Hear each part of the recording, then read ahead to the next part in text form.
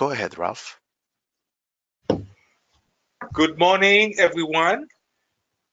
I want to welcome all of you to this webinar this morning that is about ending preventable maternal death in Latin America and the Caribbean. So we are happy to launch this session this morning, and this session will be recorded, and you will have the opportunity to ask some questions in the chat box that will appear on your screen. And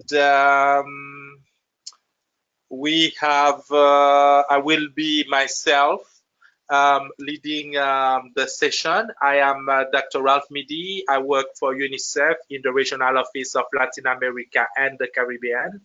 And as such, I am a member of the Regional Committee for the Reduction of Maternal Mortality in the region. So again, welcome everyone. This webinar will be recorded, as I mentioned before, so you will have the possibility also to ask questions, and answer will be provided. And there will be a link where the report will be available in both language, English and Spanish, but they will have also executive summary in French and in Portuguese.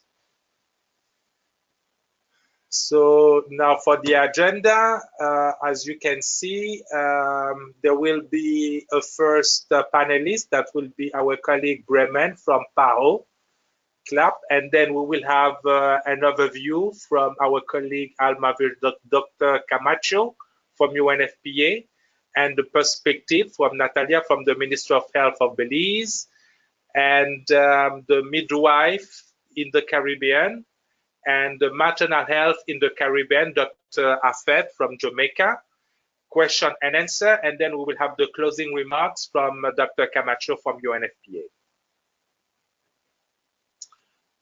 So now we give the floor to Bremen de Muccio from PAHO. Thank you, Ralph.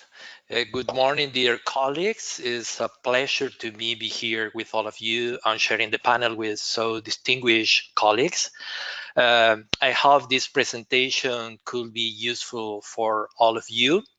And I'd like to ask your pardon because my English is not so good. Then I will try to do my best effort that you understand me. Next, please, others. Well, as you can see in this picture, we have the front page of those documents because our talk will be centered in a comparison on data published by the Pan American Health Organization in 2017 and 2018. It's important to highlight that this publication called PAHO Basic Indicators contain official information reported by ministries of health to the Pan American Health Organization. Another important aspect to highlight that this publication is that although the publication correspond to the years 2017 and 2018, the data of the countries arrived with a certain delay. For example, for obvious reasons, no country still has final maternal mortality data for 2018. Probably they arrive in 2019 or 2020 or later. Also, some countries do not send information regularly. So in certain cases, in 2 consecutive years, you can see in this publication data for the same year. Or when the information is older than 10 years, PAHO do not publish it and throw out the information. This is important to take into account to understand something that we will discuss later in the next slide. Please, next one. Apparently, if we look at the figures in absolute numbers, maternal mortality has decreased in the region in 329 cases. But this is not real because the data sent by the United States is older than 10 years. If you remember in the other slide I talked about this issue. Then PAHO in 2018 withdrew the maternal mortality data from this country, from the United States. Next, please. And you can see, next, please. Thank you. You can see that United States contribute with 548 maternal deaths. So this information is not included in 2018. Next, please. In this case, you can see that the maternal mortality in terms of absolute numbers apparently diminished, but the maternal mortality ratio for the region has increased. This is related to, next please, we have, when we build the formula for calculating the maternal mortality ratio indicators, we need to include maternal death in the numerator, but also the number of live births in the denominator. So we have 548 fewer cases of maternal death in the numerator, but we are losing more than 4 million births for the United States in the denominator. Therefore, the regional maternal mortality ratio between 2017 and 2018 increased for 40.2 to 56 to 6. That is, I hope that this explanation could be clear for all of you. Next, please. So when we analyze the region of the Latin American and the Caribbean, the number of deaths increased in 219 cases. Next, please.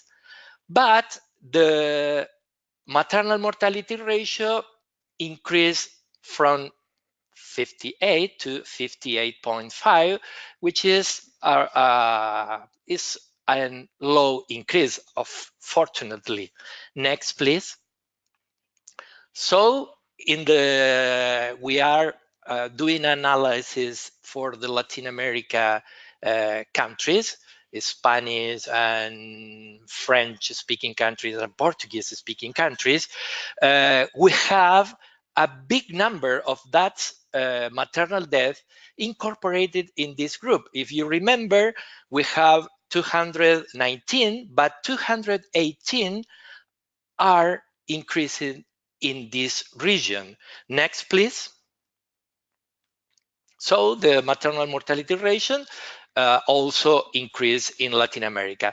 But in no Latin Caribbean countries, next, please, you can see that the maternal mortality in absolute figure just increased one case from 2017 to 2018. Okay, next, please. Well, this need some clarification because in this slide I will try to explain some difference that could be interpreted as a mistake. I have said that the increase in the number of maternal mortality for the Americas was 219. But while some countries increased their maternal mortality figures, others decreased them. However, you can see among 13 countries, there was an increase of 245 cases. And you can ask me, how is this explained? Well, the explanation is simple. While these 13 countries increased 245 deaths, there were other countries that reduced the maternal mortality in 26 cases. The next, please. You can see the 26 cases. In other words, some countries have compensated that increase. So when we do the analysis, in terms of the region, we just have an increase of 18 deaths. Next, please. Well, in the next slide, please, next slide, you can see that something similar happened in the non-Latin Caribbean countries. Well, we have an increase of 14 cases, you can see 14 cases for non-Latin Caribbean countries of maternal mortality.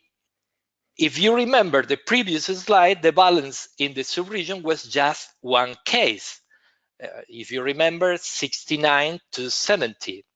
Because other countries have compensated that increase, the final figure is one country that increased in non-Latin Caribbeans. Next, please. If you can see the other side of the table, please, the next one. You can see that 5 countries contribute with the 92% of the total increase of the maternal death in the Americas. 6 countries in the non-Latin Caribbean countries region have increased the maternal mortality, but this must be analyzed with carefully in the context of the country with a small population. In these cases, we should see the trend during many years to get more realistic conclusion about maternal mortality situation in a country. If you remember, during 2 years, Belize have not death, but in the last year increase in 4 deaths.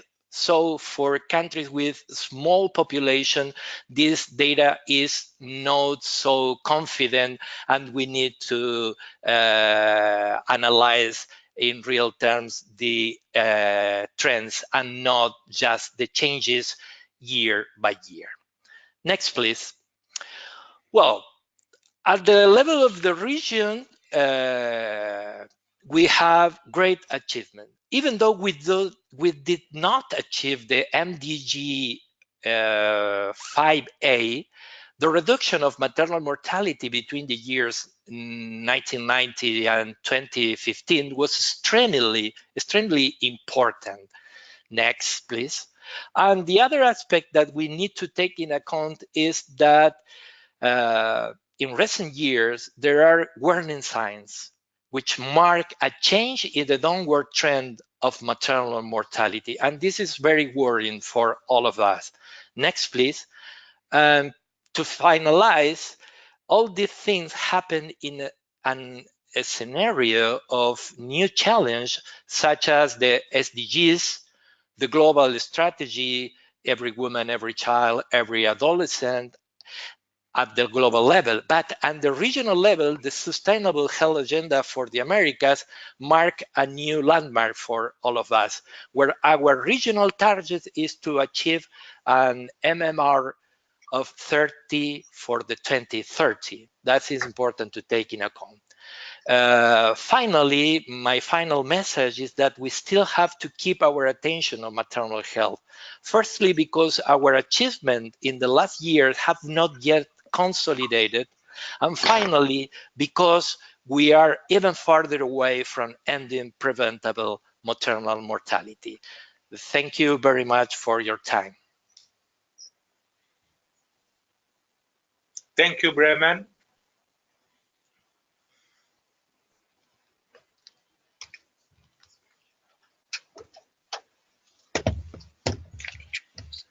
And now, Vicky, you have the floor.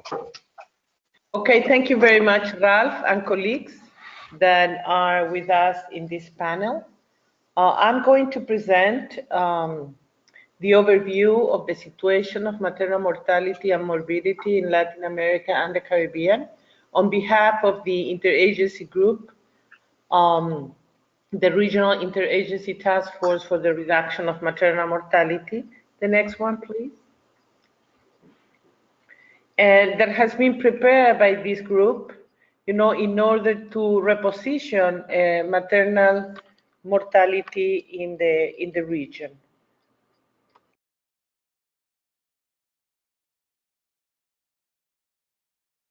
Okay, so the mission, what is our group, the task force? Our mission is to promote interagency collaboration to reduce maternal mortality and morbidity in LAC.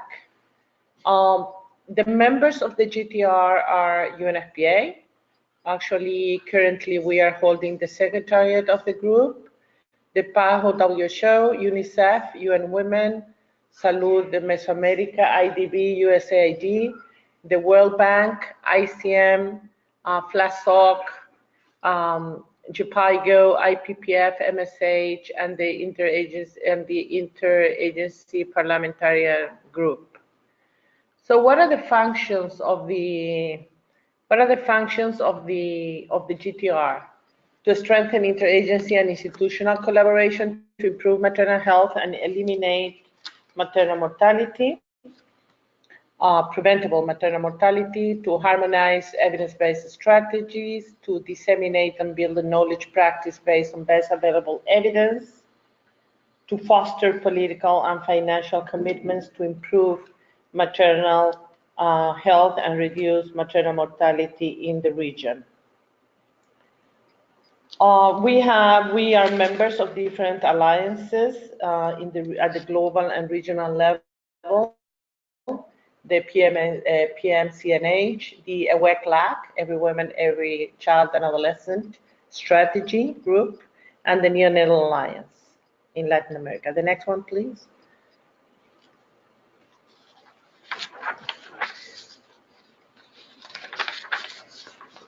So it's important for you to know some background information about this strategic consensus for the reduction of maternal mortality.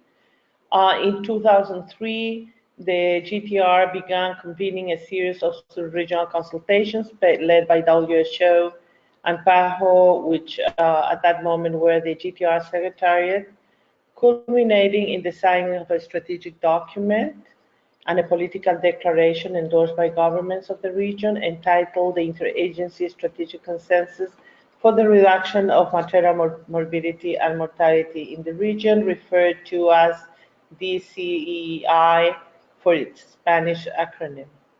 So this document was a consensus for interagency collaboration to reduce maternal morbidity and mortality based on the best available evidence, which served as a regional reference to inform the development of national maternal mortality reduction plans across the region. In 2016, the GTR decided to review and update the DCEI within the context of the new development framework and the 2030 agenda contained in the Sustainable Development Goals, and launch a regional consultative process with a wide range of stakeholders that lasted for 2 years. This new document, Overview of the Situation of Maternal Mortality and Morbidity in Latin America, presents the new context, the new challenges and opportunities for eliminating preventable maternal death in the region based on lessons learned over the past 20 years. The next one, please. So the new strategic consensus is a resource on the policy and programmatic context. It's the first part of a two-part document, the second of which will be a political declaration signed by member states. The guiding principles of the review are as follows. First, reposition maternal health in the context of the SDGs and the new development framework with a focus on the universal right to health, addressing the changing epidemiological profile of maternal death in LAC, including indirect causes, that inform new programming priorities and strategies, reflect the emerging challenges and opportunities related to the demographics, the demographic dividend, the youth bulge, an aging population, emerging policies and trends in financing, both country-driven and external. It's an update of evidence-based strategies and reflect emerging trends and innovations to highlight the great, while uneven progress in the region with a significant focus on the importance of person-centered quality of care. This resource adopts a health system strengthening framework which underscores the right to universal health care.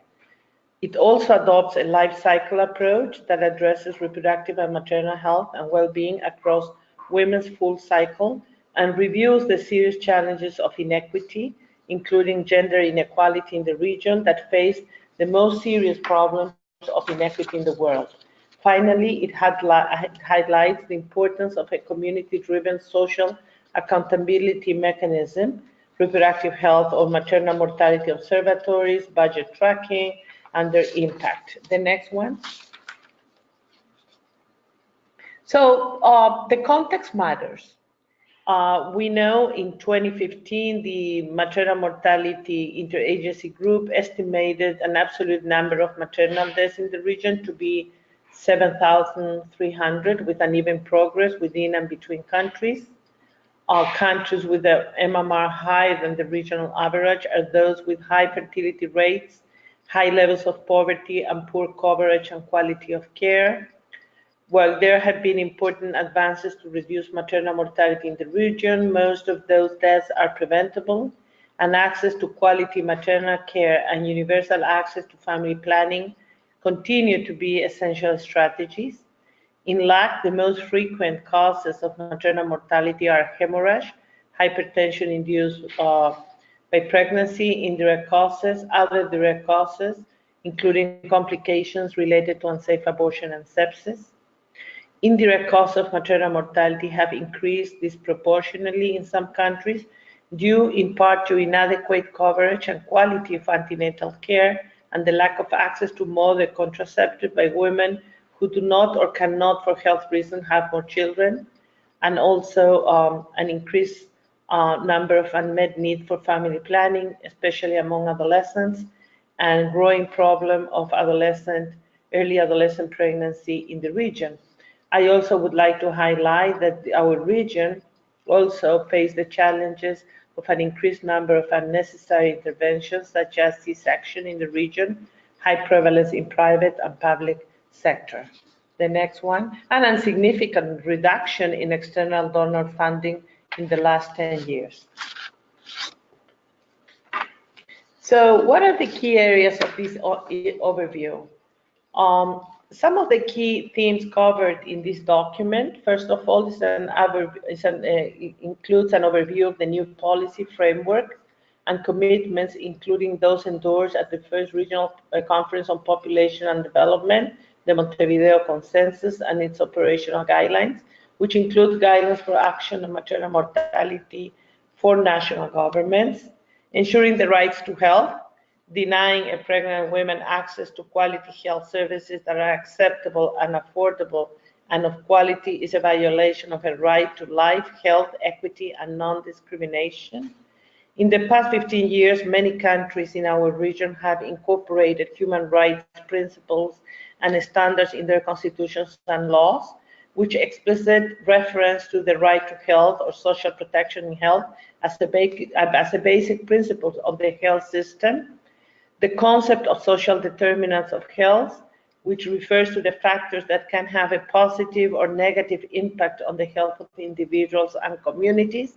These are structural determinants related to a person's socioeconomic situation and the political context, intermediate determinants which relate to material and psychosocial circumstances, biological factors, and people's behavior and the health system itself. The unequal distribution of determinants of health among the different social groups establishes a hierarchy. The lower a person's socioeconomic position, the worse their health tends to be.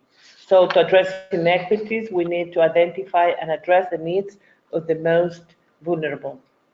Another important area in this overview, it has to do with universal health coverage. With three fundamental strategies for improving access to health, including increasing investment in health as a percentage of the GDP, reducing out-of-pocket expenses, and implementing public social protection policies to achieve universal health care. And data for decision-making. In the last decade, national vital statistics systems have improved in the region, and the quality of mortality data much improved. Information is more timely and of better quality. The number of deaths due to ill-defined causes has decreased and access to information has improved. Overall, more reliable information is available for analyzing the context and using data to inform policymaking. However, the reliability of maternal and neonatal mortality statistics varies widely between countries, and under registration is significant. Gaps persist in the collection and analysis of data and analysis on indigenous and Afro-descendant populations, especially at the subnational levels. Next. So when we look at quality of care, the availability of a network of qualified, integrated, and properly distributed human resources at the different levels of care are key elements of a functional health system. The effectiveness of health workers depends on having an enabling environment. This requires well-equipped facilities, essential medicine, sexual and reproductive health supplies, referral and counter-referral mechanisms, and affordable means of transport to ensure emergencies can be treated in a timely way. The region does not have enough qualified human resources in health to meet their needs. Health professionals continue to concentrate in urban areas to the detriment of rural sectors and often migrate to countries that offer more attractive working conditions. The attraction and retention of qualified personnel in poor or rural communities where the high maternal mortality rates are recorded remain a key challenge. The training of and hiring of midwives or professional midwives is a proven and cost-effective strategy to replace the lack of qualified personnel and improve the quality of care. Adequate incentives and improvements in working conditions are urgently needed to retain health personnel in low resources settings. Next one. Another important issue that we need to tackle within our new strategy or new consensus has to do with adolescent services for adolescents, including the age group of 10 to 15. So for many adolescents in our region, timely and universal access to modern contraception remains a huge challenge. The low use contraception among youth and adolescents results in high adolescent fertility rate, second only to sub-Saharan Africa. Progressive programs and policies to reduce teen pregnancy have been adopted by many countries, and standards developed to address the specific sexual and reproductive health needs of adolescent girls and boys. These policies and plans have made possible to introduce evidence-based strategy for improving adolescent people's sexual and reproductive rights, ensure youth-friendly services and spaces, promote access to counseling and contraception, HIV prevention, sexuality education, and the prevention of sexual violence, particularly in children under 15 years of age, and using multi-sectoral approaches. Programs must also address specific needs and increased vulnerabilities of adolescents under the age 15, including suicide, pregnancy-related suicides. Next one. Another important area of our panorama has to do with promoting access and use of quality contraceptive services. In our region, 65% of women of reproductive age want to prevent a pregnancy. However, 24 million women have an unmet need for contraception and 18 million do not use any method. Access to contraception, including long-term reversible methods, is essential to ensure the right to freely decide the number, spacing, and timing of the children and contribute to the reduction of maternal morbidity and mortality. Many policies still limit access to family planning, particularly in the area of emergency contraception in some countries still in Central America. The use of contraceptives varies enormously within countries, so the region must work to reduce these inequities and ensure that women and their partners have access to quality, timely, and culturally relevant sexual and reproductive health information and services, so they can make free decisions about whether or not to have children, how many, and when to have them. There are also diverse trends between countries. Highest use of modern contraceptives in Brazil, Mexico, and Dominican Republic, while in the Andean region still a high use of natural methods. The next one. An important focus of the panorama is given to the access, use, and quality of maternal health services. We know that antenatal care is the gateway for qualified delivery care and access to emergency obstetric and neonatal care. While antenatal care rates are fairly high in our region, efforts are needed to promote women's early access to antenatal care, improve quality of care, and increase coverage. With regards to respectful maternity care, there is a growing evidence of the effect of poor and unfair treatment on the health outcomes of mothers and newborns. Obstetric violence has serious consequences for the mother, her children, and families, and even for the providers of the services themselves. In September 2014, the WHO issued a statement, Prevention and Elimination of Abuse and Disrespectful Treatment During Delivery Care in Health Institutions. A wide range of partners are advancing initiatives and developing tools to improve respectful maternity care in our region, a strategic priority for our GTR. For care to be culturally responsive, health services and for information must respect the cultures and values of indigenous and Afro-descendant people. Cultural barriers and discrimination limit women's access to and the use of high-impact health services. There is a new evidence base and programming on the importance of culturally responsive services to improve health indicators and the exercise of health rights, and emerging policies, standards, and protocol for culturally appropriate service in the Andean region and in some Central American countries and Mexico. Skill attendance at delivery.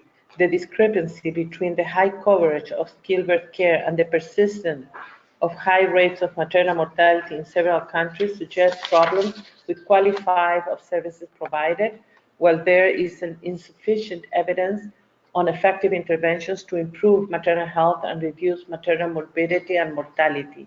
There is a huge gap between the evidence and the clinical practice. Also, the adequate and timely management of obstetric complications and emergencies can significantly reduce maternal morbidity and mortality. Pregnancy-induced hypertension, postpartum hemorrhage, and its complications due to unsafe abortion account for more than 60% of maternal deaths in our region. The majority of deaths due to hemorrhage occurs in the first 24 hours after delivery, and preventing and treating postpartum hemorrhage would significantly reduce maternal mortality. Therefore, essential obstetric care should be available to all women at primary and secondary levels. The biomedical model still prevails in the region, focus on the diagnosis and treatment of diseases at the individual level with less attention to the prevention and promotion of healthy behaviors. Efforts are needed to reinforce primary health care with community organization to more effectively respond to women's rights and needs. The next one, as said before, this panorama includes this life cycle approach, recognizes how events and social situations throughout this life cycle impact the health and risk of diseases of an individual, a population, or future generations. Factors including economic or nutritional status, health behaviors, exposure to toxins or environmental disasters and stress all have significant impact on personal or societal health and well-being. In maternal health, the life cycle approach integrates effective interventions and health services for women, men, and girls and boys from before conception through pregnancy, childbirth, immediate postpartum, and child health, and includes the care for adolescents. Newborn health is a huge priority in our region, as in LAC, 60% of infant deaths take place in the first year of life, and of these, 50% occur during the first 28 days of life. Early adolescent pregnancy, as said before, is also a major concern in our region, as mentioned. We know which interventions are proven to save the lives of women and newborns and adolescents. These services need to be fully integrated across the full continuum of care and for all people. Next one. So here are some of the key regional priorities highlighted in this document. First, build interagency consensus on a strategic right-based framework for maternal mortality reduction, ensuring an equity lens. Harmonize current evidence-based policies and interventions between countries and technical and financial partners, exploring co-financing and new financing models. Promote data disaggregation to identify urgent and unmet needs. The strategy should reflect and respond to social, economic, and cultural factors that contribute to maternal health and disability. Ensure client-centered, evidence-based quality of care, including skilled attendance at delivery and immediate postpartum care. Strengthen maternal health, the death surveillance systems and response systems, ensuring community engagement in both review and response, and explore creative, country-driven mechanisms in response to donor exit from lack. We encourage you to work from and widely share this resource with your partners and look forward to our following panelists who will share how these themes are being addressed in the Anglo-Caribbean sub-region. Thank you very much.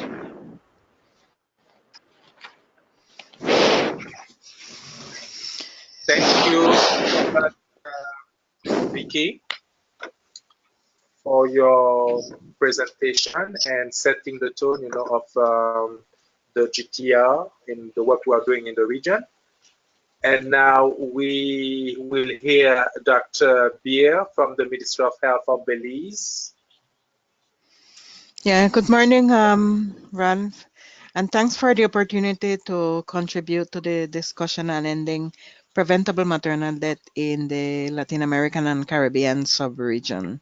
Next. Caribbean countries, we have signed on to many of the international declarations that has to do with ending preventable maternal deaths, some directly and others indirectly. Countries also has an arsenal of laws and policies in addressing preventable maternal deaths. What needs to be done is to strengthen the monitoring of the compliance with these local and international commitments that lead to reducing preventable maternal deaths. Next. The maternal mortality rate is a complex indicator resulting from the interaction of many factors. For example, biological and socioeconomic factors, ethnicity, culture, and religion, and the level of investment in safety networks. The environment and access to education, quality healthcare services, and gender relations at all levels. While there has been significant gains comparing the 80s and the mid-2000s, there has been an increase, for example, for Belize in the number of maternal deaths. In the period 2013 to 2017, the causes of maternal deaths were due to, in order of importance, direct obstetric causes, 50%. 40% of the maternal deaths had a chronic non-communicable disease that complicated and lead to death. And 10% were related to infectious diseases, and these include HIV and other surgical conditions that presented great complications. Next. Determinants of health are present in all spheres from an ecological level approach. It is difficult for countries to address all determinants at the same time. Those that are closer to women with high reproductive risk factors or high-risk pregnancy should be the ones prioritized to have greater impact, saving women's lives, moving later to the outskirt levels. For example, individual knowledge, attitude, and practices are key, as well as ensuring quality healthcare services delivered by committed and skilled health professionals within the health sector. Next. The safety networks for improving women's health need to be comprehensive, rights-based, and with a life cycle approach. A child with access to early childhood development services will make better decisions as an adolescent and these can lead to a healthy, happy, and productive citizen that will know how to better care for herself and her children, breaking the cycle of neglect by various stakeholders. Men also play an important role. They need to be part of the equation at all times if we are to improve the behaviors as protectors of their partner and family. Next. Countries faces many difficulties at all levels. Primary health care is not only the doctor or nurse working at community level. Primary health care is the result of how effective we are in promoting healthy behavior in the community by community members to make it more sustainable. In the meanwhile, more resources are afforded to the social sector. Quality healthcare services and public health interventions can contribute to reaching the goal of ending preventable maternal deaths. Next. Quality improvement strategies are key. In this slide, we share the level of achievement in 10 indicators from the Salud Mesoamerica Initiative in Belize, a project that has made emphasis on the importance of measuring the quality of services we provide. The indicators on the left refers to obstetric and neonatal complications and early antenatal care. All show slow progress and are lower when compared to the other indicators that are being measured. With the Salud Mesoamerica project, we've improved the postpartum contraception coverage. We were at 7% before initiating the second phase and 2 years after the target was met. The third phase, however, is characterized as making the indicators harder. We agree to not give a score for the delivery of condoms, rather score only for the delivery of long-acting reversible contraceptive methods. So as you can see, the last measurements, in 3 months' time, the rate has increased more than 2 times from 7 to 19%, or 12 percentage points in the delivery of long-acting reversible contraceptive methods in the postpartum period, meaning before the woman leaves the hospital. Next. In closing, public health and evidence-based interventions should always be based on rights and the life cycle approach. Contraceptive commodities should be considered a public good to help families to adequately space their pregnancy. The contraceptive use prevalence rate in the Caribbean continues a challenge. Guyana reported 80.3% and Haiti 85% in 2009 and 2011, respectively. Countries with lower rate like Belize, we are at 51%. There is definitely room for improvement. Skilled birth attendance rate and other process indicators are high, yet the maternal mortality rate continues to be high, hence the need to invest in quality improvement strategies. And whilst investing in preventive interventions, we must strengthen the maternal death surveillance and response system, and including the near-miss maternal deaths. Next. We know pregnancy is not a disease, and we know every pregnancy faces risk. We must continue improving the quality of services from a system approach that are based on evidence, proven to be effective in ending preventable maternal deaths. Thank you. Thank you, Dr. Beer. And now, Marcia, you have the floor as a representative of the Midwives Association for the Caribbean. Hello.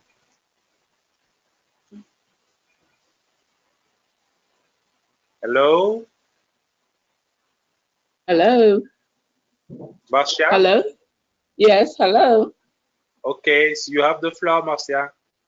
Right, thank you very much. Good afternoon, everyone. Good afternoon. So ending preventable maternal disease in the Caribbean, perspective of the English-speaking Caribbean. Next. So I'm speaking on behalf of the midwives of the English-speaking Caribbean, and the Caribbean Regional Midwives Association consists of 13 countries in the Caribbean: Antigua and Barbuda, Barbados, Dominica, Grenada, Guyana, Haiti, Jamaica, St. Lucia, St. Kitts and Nevis, St. Vincent and the Grenadines, Suriname, the Bahamas, and Trinidad and Tobago. And the Caribbean Regional Midwives Association, or CRMA, started its collaboration with UNFPA in 2011. Next. Historically, in the Caribbean, the midwife was the one assisting with deliveries at home. And in the earlies, they were called Midys, or traditional midwife. Over the years, midwives have continued to be very important to the reduction of preventable maternal deaths, since pregnancy and birth are considered normal physiological events. Therefore, the professionally trained midwife is highly trained as the expert in normal delivery and has sought out in the public setting, which in the majority of the English-speaking Caribbean, the care is free. They are sought out by the pregnant woman and her family as they provide person-centered care. The scope of midwifery practice in the English-speaking Caribbean includes preventative measures, the promotion of normal birth, the detection of complications in mother and child, the assessing of medical care or the appropriate assistance, and the carrying out of emergency measures. Therefore, the woman and her family, we can see, therefore, investing in midwives would help to reduce the maternal and mortality rates. Next slide. As midwives in the Caribbean, we face many challenges, such as the increase in high pregnancy rates of high-risk pregnancies, which the midwives can identify and refer to the obstetrician for management and care. Therefore, we see the importance of the midwife. And because of our geography in the Caribbean, there's sometimes difficulty in connectivity and support for our midwives.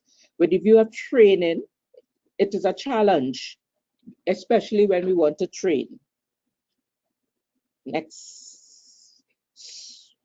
So as we see, most of the midwifery education available in the Caribbean ranges from certificate to degree to be able to produce competent midwives. Therefore, to strengthen midwifery leadership and organizations and to build capacity through education at the association level, the regulation of midwifery practice in the various islands also needs strengthening. And CRMA is working with the international agencies to review existing laws. CRMA therefore supports the dissemination and the use of ICM competencies and global standards of education and regulation. Next slide. There are some of the recent interventions that we have embarked upon, such as the Young Midwifery Leaders Program. And in July of this year, at our AGM in St. Lucia, CRMA graduated its first cohort of young midwifery leaders, so that we now have a cadre of visionaries for the future in midwifery. We also embarked on a gap analysis for midwifery regulation, using the ICM toolkit that has been provided for midwifery regulation. We have adapted it to suit the Caribbean. And so we are in the process of looking at all the regulations to streamline regulations, because you would appreciate that in the Caribbean, although we are English speaking, members of CRMA belong to, we have Dutch, we have French speaking countries as well. Country profiles, we have, next slide. We have looked at getting information to the individual country needs and utilizing lessons learned in moving forward. Therefore, we have embarked on competency-based education workshops that we continue in the Caribbean, as we have trained master trainers that are now rolling out the workshops in the different countries. so that our education system can be improved, because we recognize that we need competent, professionally trained midwives. Curriculum mapping. This is necessary to assist with the regional nursing body. This is a body that is incorporated through the CARICOM, and their aim is to have one common midwifery curriculum and one regional registration examination for midwives. So CRMA is working with them, looking at the different curricula of the different countries to see what are common and what the differences are. When it comes to respectful midwifery care, CRMA is in the process of conducting a survey of the personalized care given to a woman in labor in the English-speaking country, so that we can actively implement some of the strategies for the respectful midwifery care. Next slide. So for the future, the perspectives, we look at improving the health of our woman by the following: introduction of the following perinatal information systems, to have a standardized midwifery curricula using competency-based education, to enact respectful midwifery care throughout all of our islands, continuing professional development, again, so that we will maintain the standards of the professional midwife. And we continue work with our international agencies with essential care for small babies, and also work with the mentorship support for the postnatal care of seeker-affected babies. And I'm happy to have been able to share this information with you. And of course, I'm available for any more information that you need. Thank you very much for participating. Thank you, Marcia. Very interesting. And now we have Dr. McCaw-Binns from the University of the West Indies in Jamaica. Dr. McCaw-Binns. Okay, thanks for the invitation and good day and welcome. Next, please. Next. Okay, I've been asked today to summarize just some of the more recent evidence on maternal health in the Caribbean, discuss some of the challenges as well as strategies to help our mothers not just survive, but thrive in the 21st century. Global, regional, and Jamaican data will be used to support the discussion. Next. Caribbean maternal mortality ratios range from under 50 per 100,000 in small states with fewer than 2,000 births each year to rates between 60 and 100 in the larger island states. The South American coastal nations of Suriname and Guyana are challenged by geographical access with the resulting risks to the mothers. The highest regional rate is in the country with the lowest GDP, Haiti. Next. You will note that most of the Caribbean countries have maternal mortality ratios which far exceed the average for Latin America and the Caribbean, indicating that in this region we have a lot of work to do to firstly achieve the global goal of 70 per 100,000 by 2030 and the regional aim of getting it down to 30 per 100,000. Next. There's very strong correlation between the maternal mortality risk and the number of women children have, with each pregnancy increasing the risk of dying from complications associated with childbirth. We should, however, note that many countries are already at or below replacement fertility rates, defined as 2.1 births per woman, and that is going to have other demographic implications further along. Next. With the exception of Haiti, few Caribbean countries have seen significant changes in their maternal mortality rates since the 1990s. Over this period, however, the antenatal population has evolved to include older mothers, as expanded educational opportunities and increased labor force participation of women contributed to delayed childbearing when chronic diseases are more prevalent. The mortality rate, for example, among Jamaican mothers over 35 years is 3 times higher than that of women in their 20s and early 30s. Just in the last 5 years, non-communicable diseases accounted for more than a third of the maternal deaths in Jamaica and Suriname, up from 26% 10 years earlier and 18% 2 decades before. NCD risk is even rising among young mothers who are more likely to be obese today than 20 years ago. Next. A 2016-17 Jamaican lifestyle survey shows that among non-pregnant reproductive age women, the prevalence of obesity, hypertension, and diabetes increased with age. While 19% of young women were obese, by 35 to 44 years, 55% were now obese. 1 in 3 older women were hypertensive and 1 in 10 diabetic. If they become pregnant, many will develop superimposed preeclampsia or gestational diabetes with possible complications for mother and baby and cardiovascular problems in later life. Next. If our Caribbean mothers are to not just survive pregnancy and childbirth, but thrive together with their children, we must ensure universal access to high quality care for all women. This should begin when they decide that they want to have children. A pre-pregnancy assessment may include a medical history, screening for hypertension, diabetes, sickle cell disease, anemia, and evaluating their body mass index. If they're overweight or obese, they may be counseled about their diet, discuss lifestyle issues such as exercise, and if indicated, review their cardiovascular status, as the leading indirect cause of maternal death in Jamaica is cardiovascular disease. Regular consumption of fruits and vegetables should be discussed to ensure adequate folate intake to reduce the risk of congenital defects during the first trimester when organogenesis occurs. Early attendance for antenatal care should be advised once pregnancy is suspected.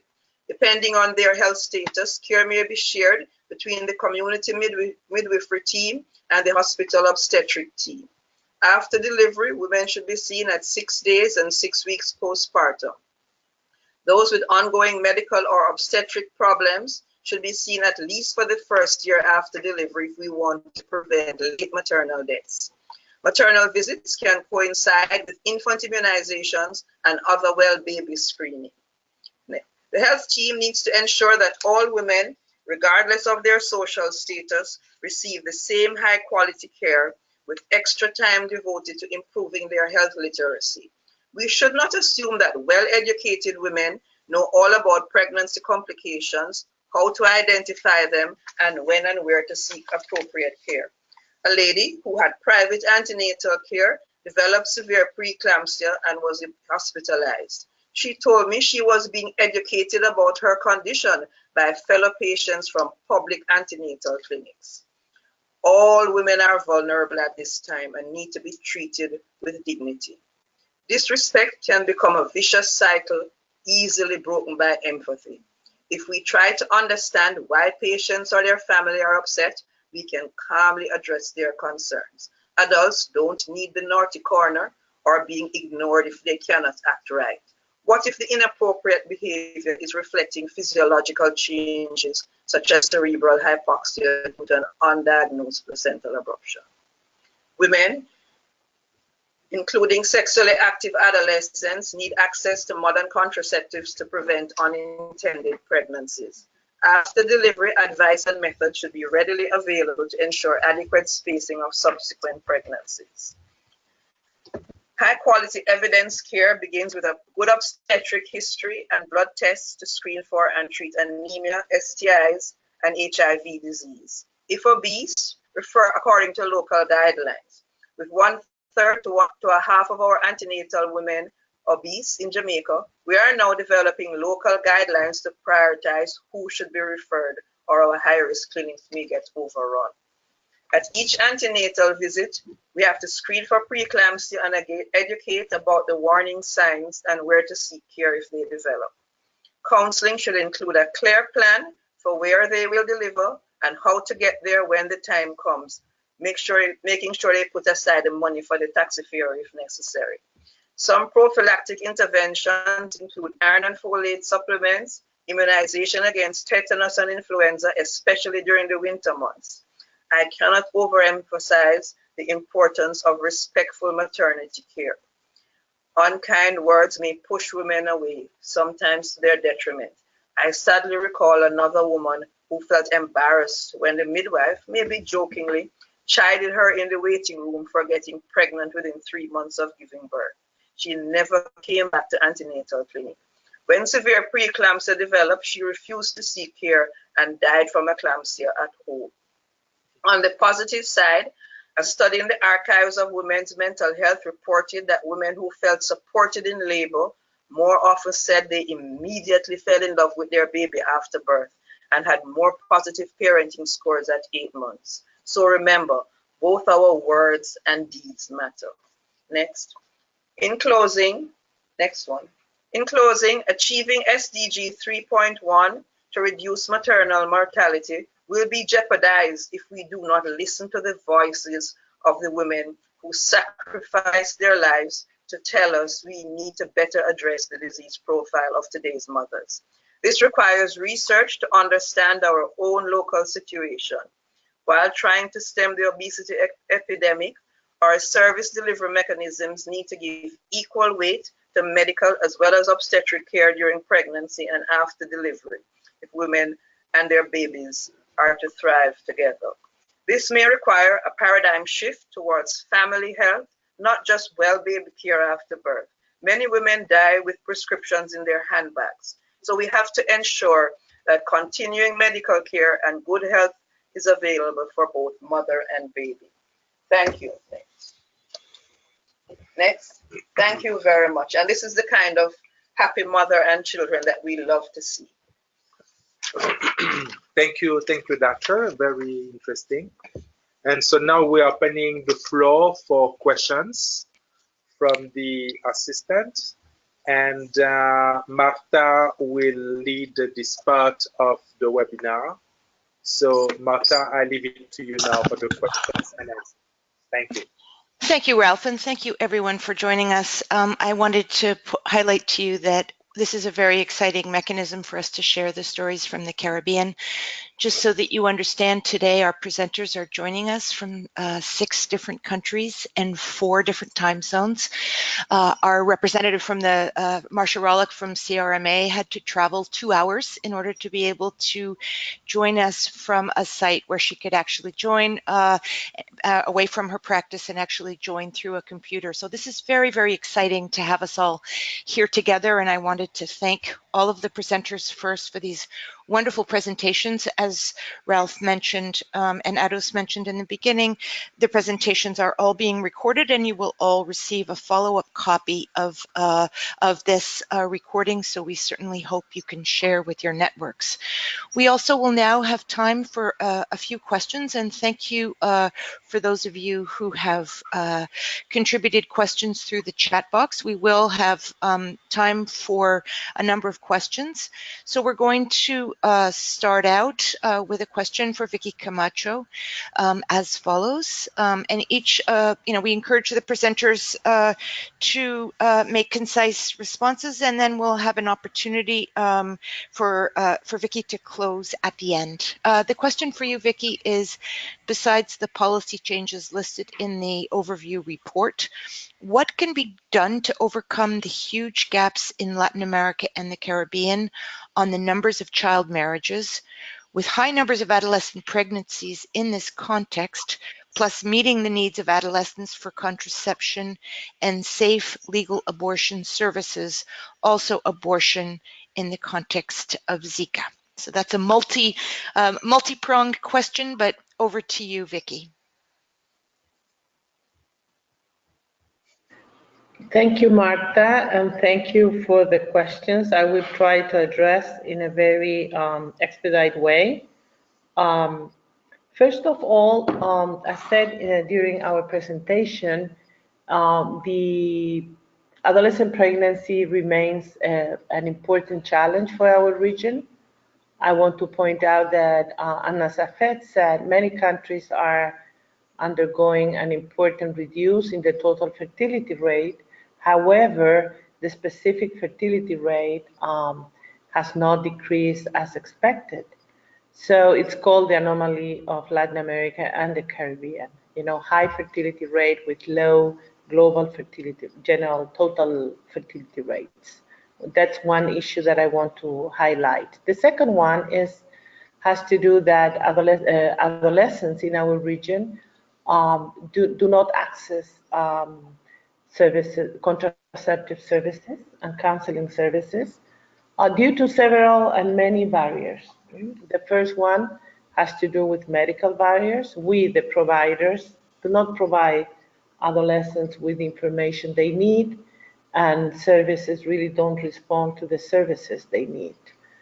We still face a lot of legal barriers for adolescents to access contraceptive services, although in many countries, you know, the age of consent is it's 14 years old, between 14 and 15 years old. So above that age, adolescents should be able to access contraceptive services without the permission of parents or tutors. However, that's not what's really going on in the region. In many countries, services are denied to adolescents, although they have the right to access these services. The third issue that I want to comment with regards to adolescent pregnancy in the region has to do, and contraception, has to do with the availability of different kinds of contraceptives for adolescents. In many countries, still implants are not available. The long-acting reversible methods are not available for adolescents, or if they're available, the providers do not offer, you know, methods such as the IUD, which is an excellent long-active reversible method. However, it's not being offered to adolescents due to the medical barriers that I mentioned at the beginning. That has to do that many providers do not want to insert an IUD in a nulliparous girl. However, the WHO medical eligibility criteria states clearly that age is not an eligibility criteria. That's with regard to, so that's these barriers, which are, you know, again, medical and socio-cultural barriers, you know, and I think this is important to take into account because, as said, we have the laws and it's a normative framework in the region that really it's very responsive to adolescents' needs. So it's more the problems and the challenges, I would say, that are more in our field than in others. With regards to safe abortion, we still have, we know that it's an increased number of pregnancy below in girls below 15 years old. And in many countries in the region, these could be one eligibility criteria to access an abortion due to sexual abuse.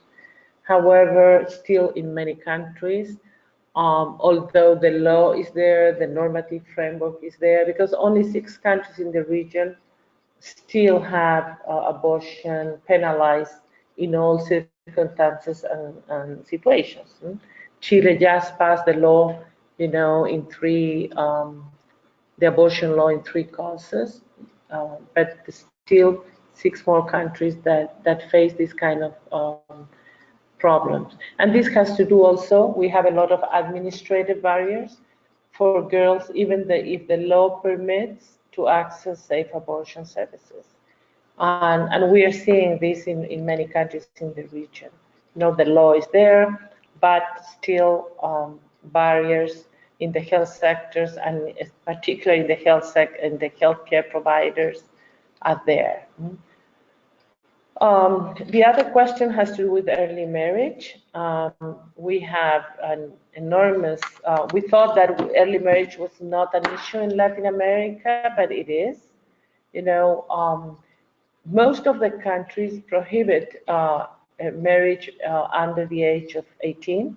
They really are following very well, and most of the countries in the region have signed the Convention of the Rights of the Child. However, on one hand, the framework is positive, to really prohibit early marriage or early unions, but in the reality, many of these countries do have exceptions. So if a mother or father permits, the girl can get married at the age of 14 and the boy at the age of 15. So these are the kind of challenges that our normative framework faces nowadays with regards to early marriage or early union. And one of the key recommendations from the adolescent pregnancy WHO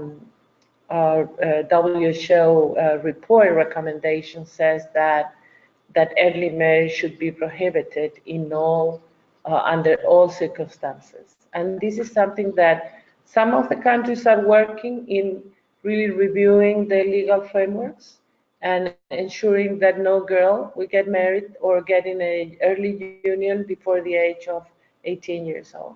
And this is very important because early marriage, early unions, not access to contraception, no support from the families or from the communities, will really are the key determinants for early reproduction. So I think these are the areas that we need to take into account when we look at adolescent pregnancy in our region. Thank you, Marta. I hope it was clear. Thank you very much. Yes, and there have been a number of comments in response. Thank you very much, Vicky. Now I have a question for Dr. Beer. There are two questions. One of them was related to the causes of increase in maternal mortality in Belize in recent years. And also the question that, this is from Sheila Forrester, she noted that one of your indicators changed from condom use to LARC. Should it be that long-active reversible contraception should be an additional indicator since we are working towards elimination of HIV and congenital syphilis? On to you, Dr. Beer. Yes, thanks for the questions. I'll start with the second one. We will continue providing condoms, but if we are working towards preventing or adequately spacing the pregnancies, then we are making emphasis on the use of LARC. But that doesn't mean that we will not continue to promote the use of condoms. But we want to afford women with a more effective contraceptive method than just condoms. In the cases of the increase in maternal deaths in Belize, we did reduce, as Dr. Bremen was mentioning, and I think he used Belize as an example. We had in 2011 0 maternal deaths that occurred in Belize. In 2013, we did report 0 maternal deaths again, but we do quality check of the data that we have, and we went back to the data sets that we have, and there was one case of a maternal death in 2013, but it was a case related to HIV, so the maternal death was masked because that was not the first the principal cause of death. So we include that death from 2013. So we only have 1 year with 0 maternal death, which is 2011, and we have done several validation of that data, and it is a 0. But nonetheless, the population is growing. We are struggling with resources to improve the quality of services we are providing. As I showed in the indicators that we're monitoring through the Salud Mesoamerica, we have some gaps there in providing obstetric complications and neonatal complications as per protocol. And that indicator looks not only the services that are provided, but it go in depth with the access to essential medications, reagents for the different laboratory tests in the management of the complications. So we do recognize that we do have some issues in relation to quality of the healthcare services, and that could explain the increase in the number of maternal deaths. But interestingly, also the weight of the non-communicable diseases is increasing and contributing to increased maternal deaths. It's not a new concept, preconception care, but human resources for health is an issue for us, and the preconception care is not where it should be. So you have women with uncontrolled diabetes, uncontrolled hypertension, getting pregnant without receiving preconception care, and many times, well, getting complicated during pregnancy. So we have other causes, such as, and I mentioned it in one of the slides, the issue of culture and religion. We have patients with cardiopathy that have multiple encounters with the health system, and we counsel them on the importance of reducing the number of children, and many of them insist they want more kids, and although it's contraindicated in their condition, we have a few cases like that that unfortunately we could not convince the woman from avoiding a second or third pregnancy with cardiopathy underlying cause. So those are more or less but bottom line, the issue of quality, we know that it's an area that we need to improve. Thanks. Thank you so much. We now have two questions for Professor McCaw-Binns that I'll share, and that may be the end of the questions, just so that you know all the questions will be circulated subsequently to the panelists, and we'll have a chance to respond to those questions online if you don't have a chance to address them today. So one of the questions for Professor McCaw-Binns for Affette is, what do you see as the role of the men or male partners or present fathers, future fathers, for the health of the mothers and the infants? And a second question is related to a question related to nutrition from Adishetu Adams, whether if nutrition of the woman plays any role in keeping the woman safe, since none of the presenters made any reference to nutrition, or is nutrition not a challenge in the Caribbean? So over to you, Professor. Okay, thanks. The male partners is an issue, especially in the Caribbean. 85% of births in Jamaica occur outside of wedlock. And when we look at birth registration, a quarter of our babies don't have a father's name listed on the birth certificate. So we have a fair amount of work to do to start expanding how we think about antenatal care as being only the responsibility of the woman and not the responsibility of the family into which that child is being born. And that family includes a man and a woman, because baby never, one hand didn't clap, the baby never come by itself. So the whole area of, can we look at a different model of antenatal care that incorporates from during the pregnancy, the father in assisting with the care of the mother during pregnancy, helping him to start to bond and see that child as his own, inviting him to parenting classes while the mother is still pregnant, talking about his role in supporting the mother, especially if she has a high-risk problem, to make sure she, when problems develop, she seeks timely care and gets adequate care and appropriate care.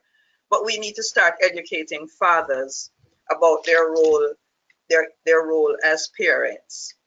On the nutrition side of things, it's something that, you know, we speak to mothers about in antenatal clinic, about diet and lifestyle issues.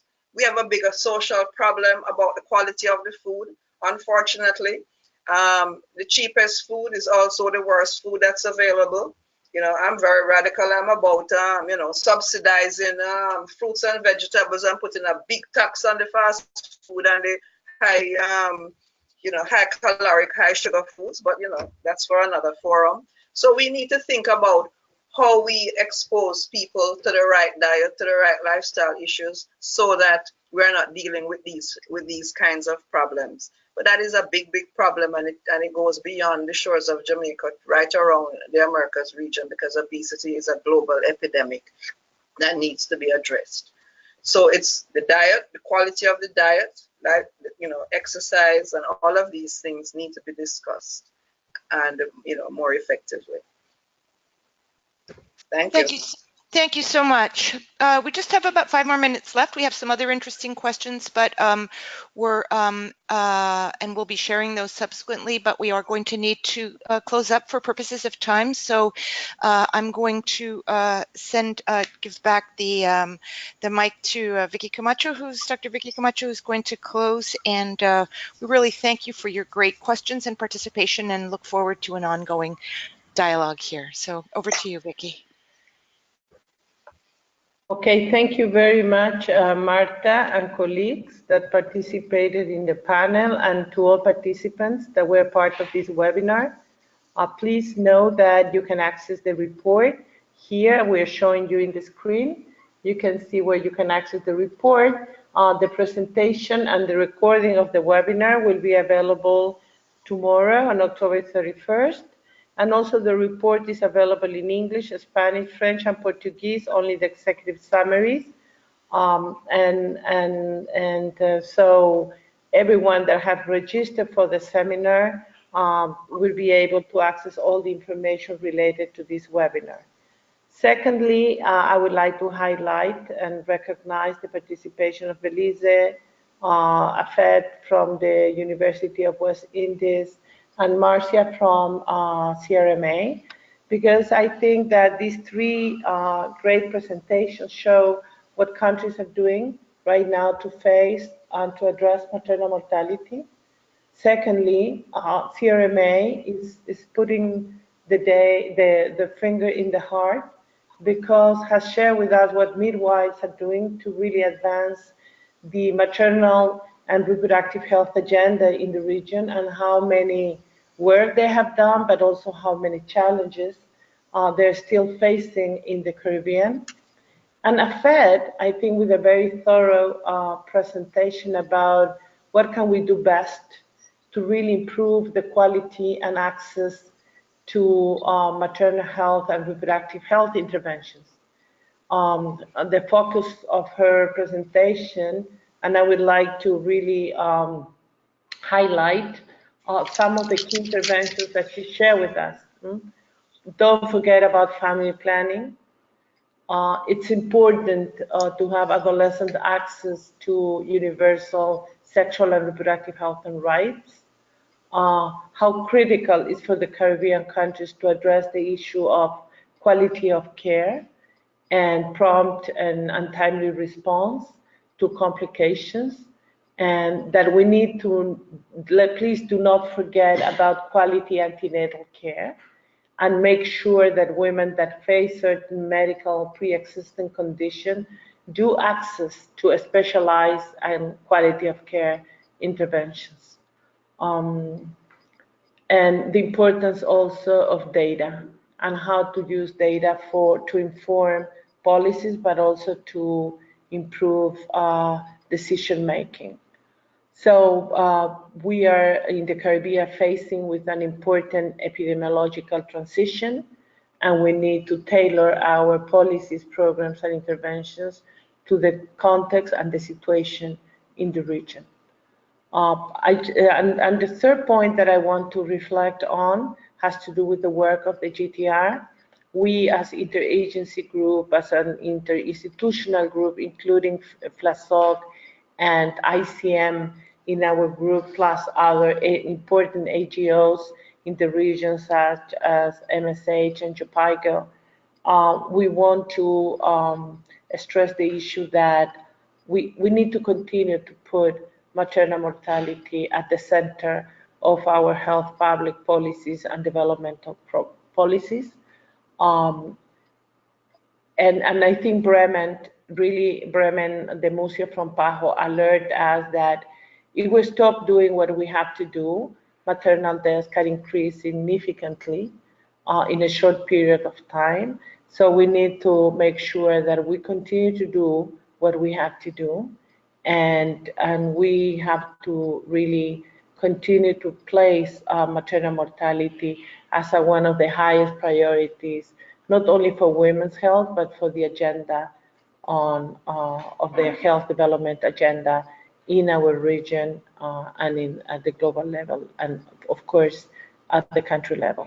And we will continue with these webinars, disseminating the panorama. And as Martha said at the beginning, we have a second document that is more focused on interventions and what we can do in the region. And this really responds to some of the good questions that you have asked us, how to face with these huge challenges that continue to show the important equity gap and inequality gap in our region. So keep the equity lens in all what we do with regards to policies, programs, and interventions related to improved maternal health and reproductive health in the region. So thank you so much, and we would love to receive from you suggestions for future webinars where we can continue to discuss the agenda in sexual and reproductive health in Latin America and particularly in the Caribbean. So we are open to any kind of suggestion, and we will be happy to address and discuss with you other policy issues that are critical to advance the Sustainable Development Goals, goal number 3, 4, and 5 in Latin America and the Caribbean. Thank you very much on behalf of the group. Thank you. Yeah. Okay.